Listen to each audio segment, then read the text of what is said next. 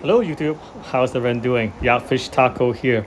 Another super rainy and windy day here in the Pacific Northwest on the Sandy River. Another smelt dipping video. Well, today is March 11th. Smelt is open for dipping on the Sandy River here in Portland, Oregon. But as you can see, people's net are coming up empty because the fish probably has gone since Sunday when I filmed my last underwater video. However, I'm sure if you look carefully, there are fish here and there hiding in the sand, hiding behind some slow flowing pool, resting. These are the fish that sort of left behind or did not catch up with the big school, and they were just hiding here and they got tired and exhausted. And these are my only opportunities today that I must take to make sure that I have some fish to take home.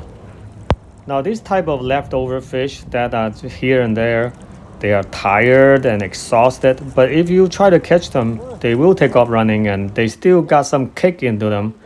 They get some burst of energy that you'll be surprised, and when you put a net behind them, I'm gonna have a camera on it and show you how they will just take off running.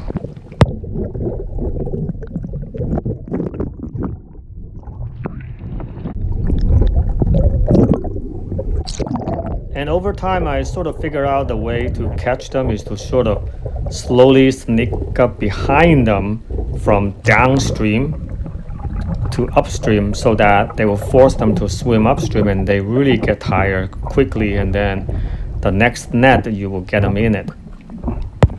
So that's definitely a big departure from how we normally dip smelt. When you have a big school coming up from downstream, you normally will swing the net from upstream, facing the fish coming up downstream, and then get them in the net head on. Just like this, scoop up the fish from behind. Well, this is not a very efficient way. Well, actually, it's very inefficient way of catching smelt, but this is the only way that I know of today. Now I went a little bit even downstream, no, upstream to a shallow shoal, a sandy bottom, and then I find a lot more fish just resting on the bottom here. Even though they seem to be playing dead or just resting on the bottom of the river, but boy do they have that sort of a split second reaction when you try to catch them.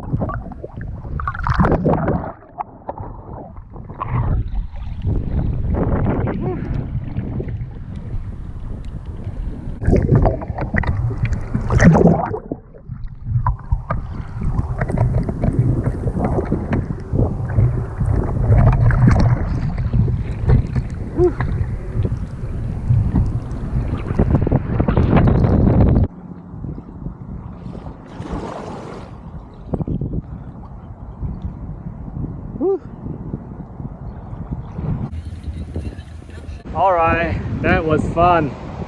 I've been dipping, well actually like chasing fish for 5.5 hours, and I got about several dozens. And well, it's fun. It's tiring. I never had this kind of experience before, but you know, it's good to try something different every time, right? And yeah, I figured out you gotta go downstream and you know, go like follow them up and just kind of sneak up on them and then net them that way. Yeah, but it's kind of unfortunate the fish sort of gone past since Sunday when I made my last video, but well, I have my way to get it, so you know, it's good for one meal, huh?